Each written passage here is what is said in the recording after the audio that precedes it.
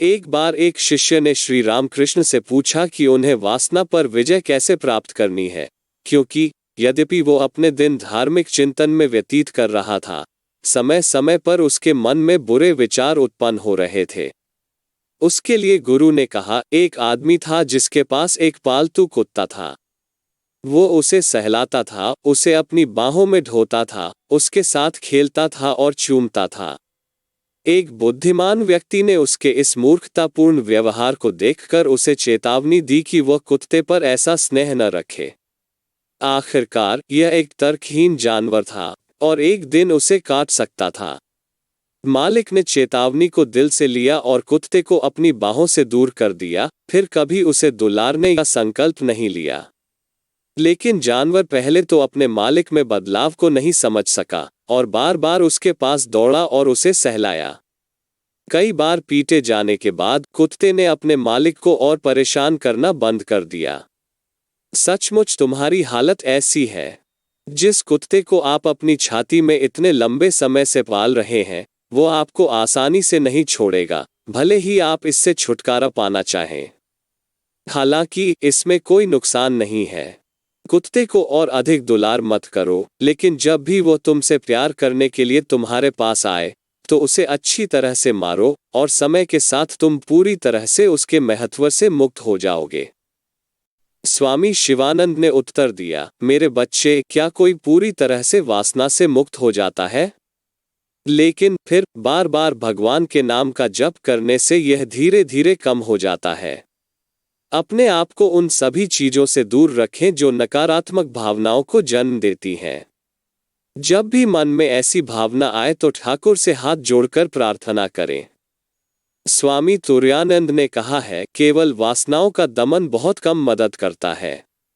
आत्मसंयम के साथ उच्च आदर्श भी होना चाहिए। उच्च आदर्श के बिना जुनून एक और आउटलेट ढूंढेगा। आपको उन्हें एक नई दिशा देनी होगी, तब आप उनसे स्वतः ही मुक्त हो जाएंगे। मेरी शरण में जाओ और इंद्रियों को वश में करो। उदाहरण के लिए वासना।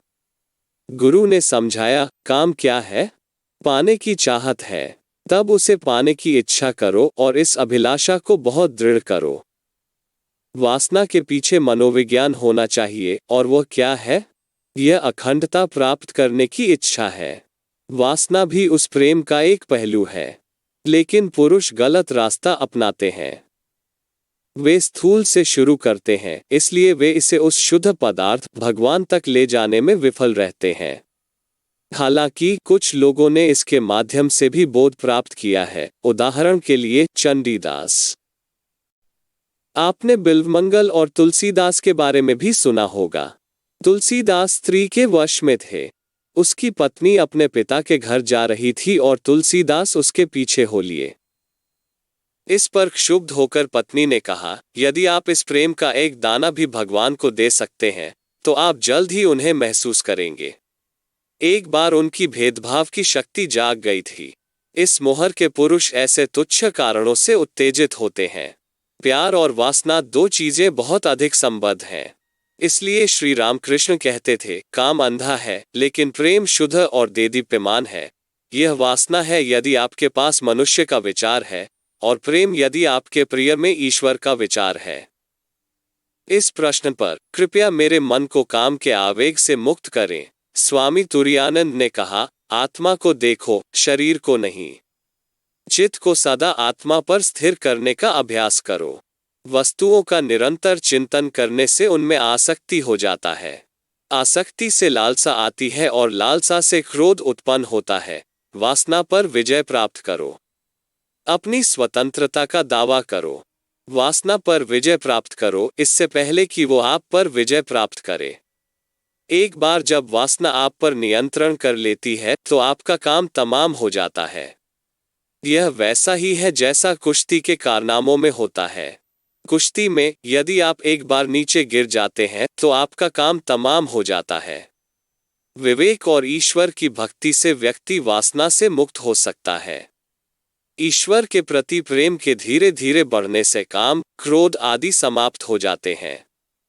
स्वामी त्रिगुणितानंद ने कहा है, इंद्रियों पर नियंत्रण पाने का सबसे प्रभावी साधन सभी महिलाओं को अपनी मां के रूप में देखना है। आप बचपन से ही उन्हें अन्यथा देखने के लिए उपयुक्त हैं, और आप महिलाओं को कभी भी पूरी ईमानदारी से माताओं के रूप में नहीं बुलाते हैं। इसलिए इंद्रिय नियंत्रण की समस्या इतनी कठिन हो जाती है। जिस प्रकार किसी भी देवी के चित्र को देखने से उसे प्रणाम करने, उसकी पूजा करने और उससे प्रार्थना करने की हमारी स्वाभाविक प्रवृत्ति होती है, उसी प्रकार किसी भी महिला को देखकर हमारी भक्ति जागृत हो और हम भीतर से एक स्वाभाविक झुकाव महसूस करें उसे नमन करने के लिए।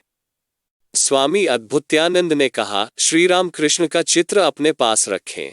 जब भी वासना की भावना उठे तो चित्र को ध्यान से देखो। आप पाएंगे कि धीरे धीरे इंद्रियां एकत्रित हो जाएंगी और मन वासना से मुक्त हो जाएगा। स्वामी रामकृष्णानंद ने कहा, ईश्वर के प्रति आपका प्रेम जितना बढ़ेगा, आपकी कामेच्छा उतनी ही कम होगी। हमेशा सही रास्ते पर चलने की कोशिश करें। स्वामी शारदानंद कहते हैं, जब तक वासना का थोड़ा भी रंग है, जब तक स्त्री पुरुष के भेद का बोध है, यह कहना ठीक नहीं है कि मैं ईश्वरीय प्रेरणा के अधीन कार्य कर रहा हूं और वह सब कुछ करता हूं जो वे मुझसे करवाते हैं। धार्मिक जीवन तब तक शुरू नहीं होता है जब तक कि कोई व्यक्ति काम वासना के विचार और सभी कामुक इच्छाओं को पूरी तरह से मिटा नहीं देता। इस आदर्श को व्यवहार में लाना निस्संदेह कठिन है, लेकिन असंभव नहीं है। इस सिद्धांत की सच्चाई को संतों और दैवीय अवतारों ने अपने जीवन में प्रदर्शित किया है। वे हमारे उदाहरण हैं। छोटी बात को बड़ा क्यों कर देते हो? आप अपने मन में वासनापूर्ण विचारों की उत्पत्ति और प्रभाव के बारे में सोचकर अपना समय बर्बाद कर रहे हैं। ऐसा करने के बजाय सकारात्मक दृष्टिकोण विकसित करने का प्रयास करें और दिन रात सोचें कि आप भगवान से कितना प्यार कर पाए हैं और उनके प्रति आपकी कितनी भक्ति है। आपने लिखा है कि पहले भी 10 बार चूक हो चुकी है। यदि भविष्य में 10 गुना अधिक हो तो आपको निराश नहीं होना चाहिए। जिन चीजों पर अब आपका कोई नियंत्रण नहीं है, उनके बारे में लगातार सोचते रहने से अच्छे से ज्यादा नुकसान होगा। यह निश्चित रूप से आपके आध्यात्मिक जीवन को खतरे में डालेगा। गंदगी को गंदगी से नहीं धोया जा सकता है। आग के संपर्क में आने पर कोयला भी अपना कालापन खो देता है। इसी तरह जब भगवान की छवि मन में व्याप्त हो तो वासना नहीं रह सकती। आपको एक बात ध्यान में रखनी चाहिए कि कोई भी अपने प्रयास से वासना को जीत नहीं पाया है। आप वासना पर तभी विजय पा सकते हैं जब ईश्वर की कृपा आप पर उतरे। मार्गदर्शन के लिए उससे ईमानदारी से प्रार्थना करें। एकमात्र साधन जिसके द्वारा हम वासना पर विजय प्राप्त कर सकते हैं, वो है उनके नाम का निरंतर जप करना, न कि कष्टों और तपस्याओं के माध्यम से। क्या गीता में यह नहीं कहा गया है, संयम करने वाले अपनी इच्छा से भाग जाते हैं, लेकिन अपनी इच्छाओं को अपने साथ ले जाते हैं। जब कोई व्यक्ति वास्तविकता में प्रवेश करता है तो वह अपनी इच्छाओं को पीछे छोड़ देता है। यह निश्चित रूप से जान ले कि जब तक वो ईश्वर को नहीं देख लेता, तब तक कोई भी वासना और लोभ के बंधनों से पूरी तरह मुक्त नहीं होता है। इस प्रश्न के लिए अक्सर ध्यान के समय भी काम जोरदार रूप से प्रकट होता है। स्वामी सरदानंद कहते हैं, कोई बात नहीं, यह सभी के लिए आता है। अपने आप को भगवान को समर्पित करें और इसे दूर भगाएं। ऐसे भोजन से सावधानी से परहेज करें जो पेट में जलन पैदा करता है और आसानी से पचता नहीं है। भगवद गीता की व्याख्या।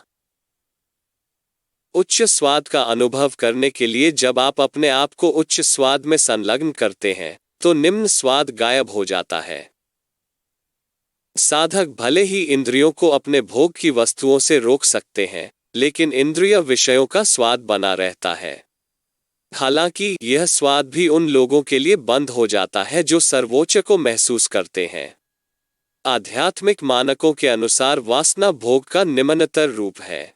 आधुनिक विचार वाले किसी व्यक्ति की एक अलग धारणा होगी, लेकिन वैदिक शास्त्र वासना को आध्यात्मिक जीवन के मार्ग में एक बाधा मानते हैं।